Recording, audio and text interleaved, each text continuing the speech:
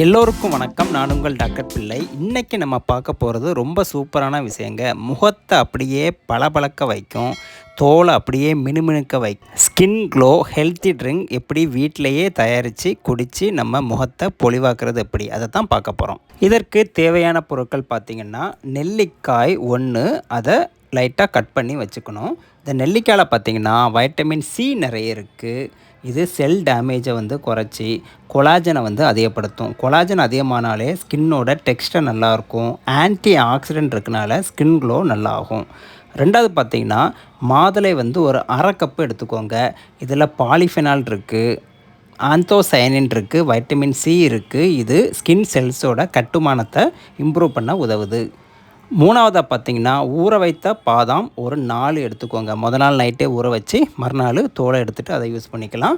பாதாமில் பார்த்திங்கன்னா vitamin E இருக்குது, புரதம் நிறைய இருக்குங்க, மெக்னீசியம், நல்ல கொழுப்பு நிறைய இருக்குங்க. இதெல்லாமே சேர்ந்து ஆக்சிடேட்டிவ் ஸ்ட்ரெஸ்ஸை குறைச்சி ஹைட்ரேஷனை அதிகப்படுத்தி ஸ்கின்னோட டெக்ஸ்டர் பளபளப்பு கூடுறதுக்கு காரணமாக அமையுது.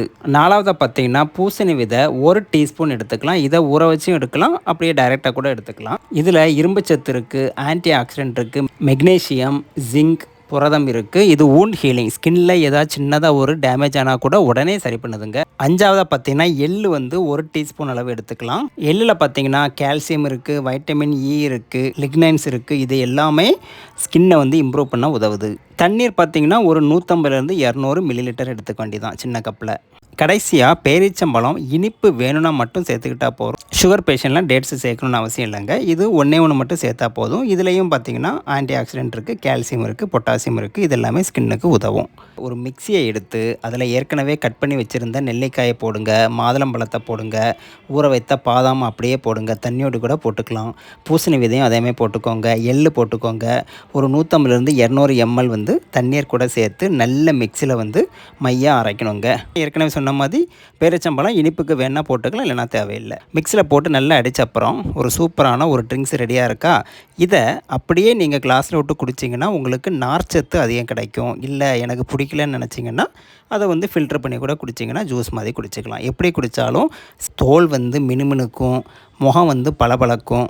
உங்களுக்கு தெரிஞ்ச ஃப்ரெண்ட்ஸு, ஃபேமிலி மெம்பர் எல்லாருக்குமே ஷேர் பண்ணி விடுங்க. அவங்களும் இதை செய்து பயன்பெறட்டும். உங்கள் எண்ணங்களை கமெண்ட் பாக்ஸில் போடுங்க. வழக்கம் போல் லைக் பண்ணுங்கள், சப்ஸ்கிரைப் பண்ணுங்கள். மீண்டும் ஒரு அடுத்த வீடியோவில் இதே மாதிரி ஒரு நல்ல ரெசிபியோடு உங்களை சந்திக்கிறேன். அதுவரை உங்களிடமிருந்து விடைபெறுவது உங்கள் டாக்டர் பிள்ளை. நன்றி, வணக்கம்.